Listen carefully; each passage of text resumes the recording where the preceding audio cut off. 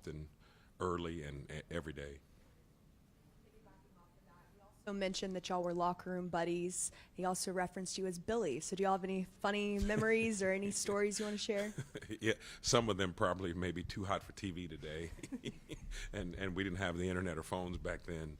But the one thing where I'm so grateful for Brett on is as a teammate when he was needed the most. For me, from my perspective, he was there where you had a young 17-year-old freshman having a tough time, and he was there to make sure that you were still held accountable to the standard and you still did the things that needed to be done in order for you to be better.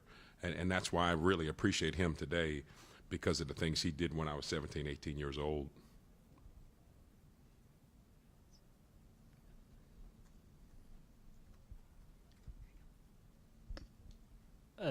Joey, a minute ago, Hype said that could be a scenario where George plays in the game, but nothing that's set up beforehand. How has he handled stepping into the number 2 role, but also knowing that there's a possibility in the future for him to take on a larger role?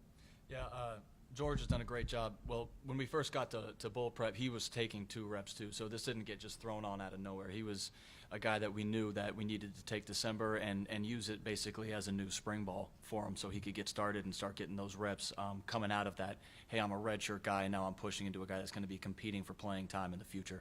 So he's done a great job handling it. He's a really competitive kid, really smart kid, so mature beyond his years. You know, his pedigree with, you know, a lot of college football is in his blood, and he's been around it his whole life. So he handled it the way I expected him to, mature, business-like, and I'm really happy with where he's at right now. Feel comfortable if he has to go in the game that he'll go play well.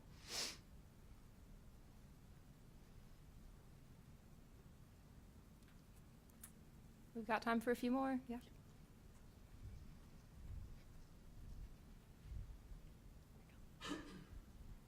Coach talked about how the last time Tennessee was here that there was that growth from Jalen Hyatt in that month. How have you seen the players take this month to continue to grow? Yeah, I think it's like what I was saying about George. You see it across with all our young wideouts, young backs, O-linemen, is you get 15 practices to go do a lot with, and you're not right into game plan right at the beginning. So you see guys that, you know, have maybe been on some scout team or down the depth chart a little bit, really feeling that they got another chance to go get out on the field right now, and you're seeing that talent take back over. It puts the competitive nature right back out there on the field. So it's a fun time for us because we get to get a really good look at what is in our building after a year of being in the program. These young guys, okay, they're not young anymore, so now who do we really have? What do they really like? And it's a really fun energy to be around. For Coach Inge, what kind of growth have you seen from Edwin Spilman this season, and what kind of impact can he have even beyond this game for the future of the defense? We've probably seen from him maybe the the biggest jump potentially of anyone on our team from a growth and development standpoint. Seeing him come in, maximize his role, do the things that he had to do it when Arian Carter went down, for him to be able to elevate and continue to keep playing. But the one thing on my end, some of it wasn't a surprise because he was under the wing of Arian Carter. So Arian did a great job of being able to bring the whole group and the whole unit along. And Edwin was really someone who really reaped the benefits. And we saw that a year ago. Like every day, he's going to be able to take a step. He's one of the first guys in the building coming to work, wanting to be good, wanting to be great, and wanting to do all the small things to make his game elevate.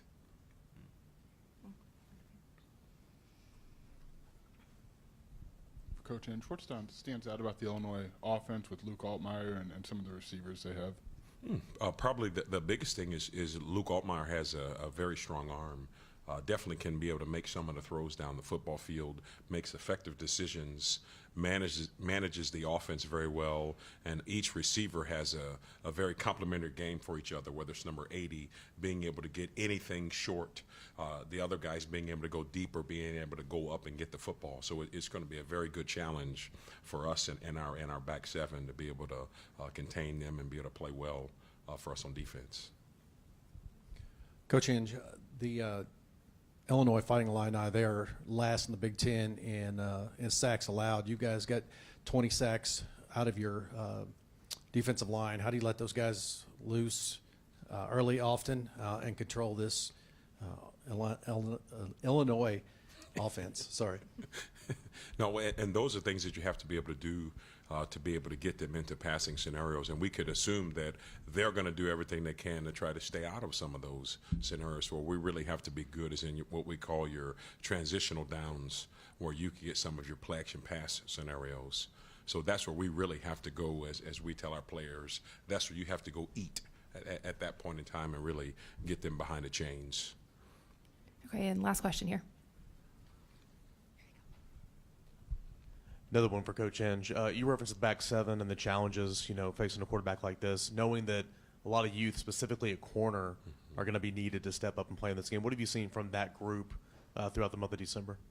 It's just like Joyce talked about earlier, when you can see the guys allow their talent to continue to elevate, and you can put plays behind plays on top of plays and reps on top of reps on top of reps.